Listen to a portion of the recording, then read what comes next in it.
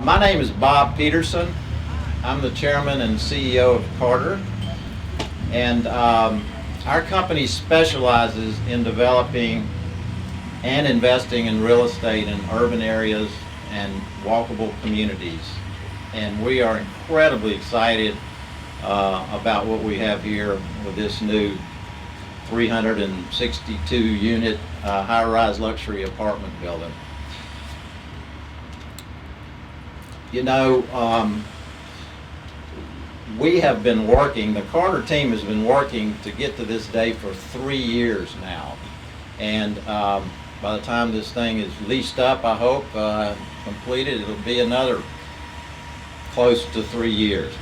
So it's just an incredible effort. Many in this room have worked with us for most of that time, and we're incredibly thankful to you for doing that. I think the main point I want to make before I turn this over to Cal Brock, who's really been our the lead man on this project for this entire 3-year period and going forward, is we are often in urban areas like this where it takes tremendous cooperation with people that are the leaders of the community, the city council, the mayor's office, some of those people, that 10% we all know about that are always trying to stop whatever you're trying to do, no matter what. And often we come to some great opportunities, and we have to, we just can never get there. So because instead of 3 years, it may take 10. I want to tell you, and hopefully some of you know this, the leadership in this city in terms of understanding what needs to be done to revitalize an area like that is second to none. And we deal with it all the time. And so that's most of you in this room. So we thank you for that. We're incredibly grateful. We are really excited. This is a big, big deal. This is $100 million building. And so with that, and that thank you to mayor, city council members, and everybody else who's active in this community. It's a cool thing you got going here, and it's unique, I'll tell you. So keep it up, please. Cal.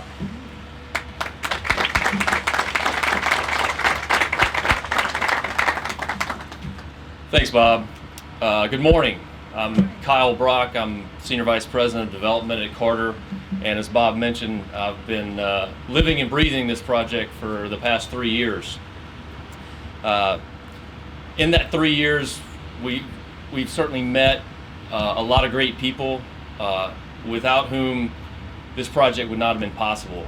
And I'd like to recognize all those people today and thank them.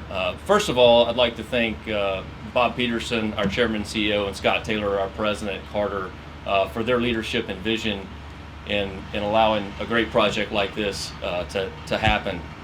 Also at Carter, I'd like to thank our Chief Development Officer, Connor McNally, who couldn't be here today, but he's been instrumental, and many of you have met with and know him. And also TP Bullock, who is our design and construction lead on this project. For today's event, Corey Conklin, Kim James, and Burgoyne Fight all pitched in and pulled together a great event and ordered some great weather for us, so thanks guys. So in envisioning this project, we wanted to really build an iconic building, and so we hired a great architect team at Rule Joy, Trammell and Rubio, and I'd like to thank those guys, Dan Joy, Rob Rule, John Morgan, Nelson Ruiz, and Danielle Jacobowski for their hard work the past really 2 years in designing what I think is a great looking building and will provide great amenities for its residents and for the neighborhood. From a technical design perspective, we had another great team of experts, including Rafael Machado from Elwin Machado, our structural engineer, Jay Chen and Bob Hughes from Nova Engineering, John LaPointe and Clay Watkins from Bowler Engineering, Ross Bush from Jordan Scala, Paul Jones from Cardno, and Stephanie Smith from Vignette Interior Design. projects like this can't really happen unless you can navigate the legal framework. And I'd like to thank Steve Gardner and Truett Gardner, who helped with a lot of local ordinances and legal work, and also Gwen Lisboa, their paralegal, who actually I think does all the work. Also from Sutherland and Asbill, Jim Jordan and Ellen Smith, who helped us with the capital. A project like this also is a huge undertaking from a construction perspective, and we'd like to thank our friends at DPR Construction, who worked tirelessly to bring the project in on budget. They have a really big job for the next 18 months to get this done, and I'm using 18 months optimistically. And so I'd like to recognize Andrew Black, Dave Elrod, Ed Land, and Bill Knight for the work that they've put in thus far, and for the many months of hard work that they'll continue to pursue. So in addition to design and construction, and the commitment from the city and from us at Carter, it also takes vision and commitment from our capital partners. And I'd like to thank our friends at Atlantic American Opportunities Fund for their commitment to Tampa. They've financed and invested in many projects here, including this one. So thank you to Robert Morea, Gar Lippincott, Brad Snyder, Joanne Covington, and Eric Duffy. And then also, I'd like to thank our lender at Pacific Coast Capital Partners, Brian Thornton, Kevin Chen, and Rob Stouffer, and also at Capital Source, George Laura. As Bob mentioned, the City of Tampa has been very supportive throughout the development process, and there are too many people at the city for me to name without missing someone. So I'd like to thank everyone in the planning and building departments for making themselves available and to guide us through what has been a very easy and relatively painless process to get us here, especially compared to other places. Bob was not exaggerating that Tampa has really opened its arms and welcomed us and welcomed our project, and we really appreciate that.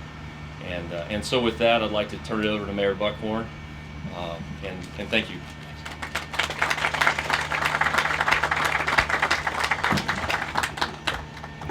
Kyle and Bob, thank you for those kind words, but more importantly, thank you for believing in Tampa. We have a number of our city council members here today. Councilmember Harry Cohen, Councilmember Mike Suarez, Councilmember Guido Maniscalco, Councilmember Lisa Monteleone, and a special guest, our property appraiser, Bob Enriquez. Make sure you appraise this very high. Yeah. Now that's why he sat right behind you, to make. Bob was rounding up. Yeah, rounding up. We love when he rounds up, because that, we need that tax revenue. Could all of our staff at the city stand up? All of you guys that have been a part of this.